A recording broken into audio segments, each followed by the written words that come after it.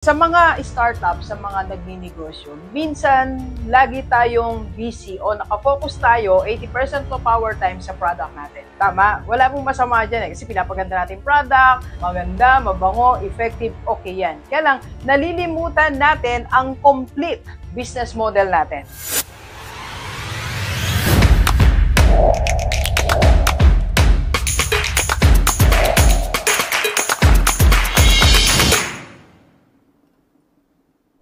Welcome to Rockstar Business Tips. Yan ang ating series dito sa ating YouTube channel, of course, sa ating FB page. Ang FB page natin, please visit and follow Dr. Gigi Sunga. Ang aking personal FB, yan po, para sa lahat ng mga concerns or inquiries nyo about our community. I am G Rockstar and Kaiser 3-in-1, may healthcare, life protection, and investment. And if you want to be coached by the Rockstar, pwedeng online or face-to-face. And if you need a speaker sa mga trainings natin, team building, seminar, or summit, PM lang sa personal FB ni Doc. Let's go, let's go. Sa business model po, meron tayong tinatawag na 9 segments. Ano ang 9 segments? Now, kukuha tayo ng isa sa siyam na yan. That is the distribution channel. Ito yung paano mabebenta yung negosyo mo. Paano ma-distribute sa market. Pag maganda na ang produkto mo, maayos na siya, alam mo na magandang results, ang pag-usapan mo naman ngayon with your team, with your employees, or your leaders is the distribution channel. Ito kasi nawawalan tayo dito ng kumbaga effort.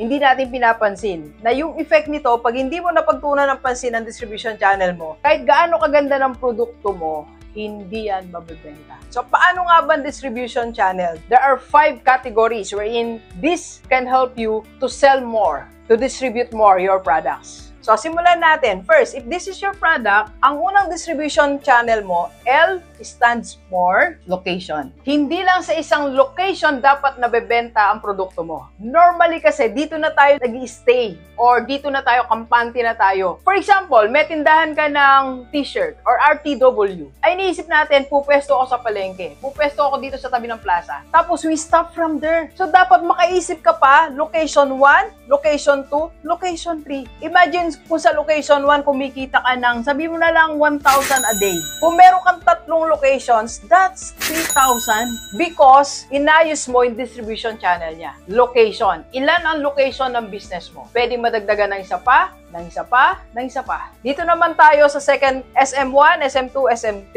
Ito po ang tinatawag nating social media. So, makakabenta ka sa social media 1, social media 2, social media 3. Example, nakakabenta ka na sa FB page mo. Isa lang yan. Why not explore TikTok? Why not explore YouTube? You advertise sa YouTube o you advertise sa iba pang social media platform. It's not enough na okay na sa atin isang social media channel lang. Dapat you can sell to different social media platforms. Imagine, again, kung kumikita ka dito 1,000, meron kang 3 social media, so another 3K. Next, you can also have your R. Pwede tayo magkaroon ng reseller. Ang ganda pong strategy na meron kang reseller. Imagine kung merong isang reseller ka, kumikita again ng 1K, meron kang 2, 3, so another 3K. Pwede maging 10, 20, walang limit. Depende lang yan sa'yo sa strategy mo. So marami pong paraan para mabenta pa natin ang ating business. Meron tayong reseller, location, social media, and it's your own strategy. Don't forget,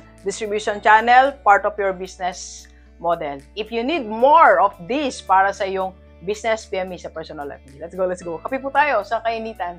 Let's go.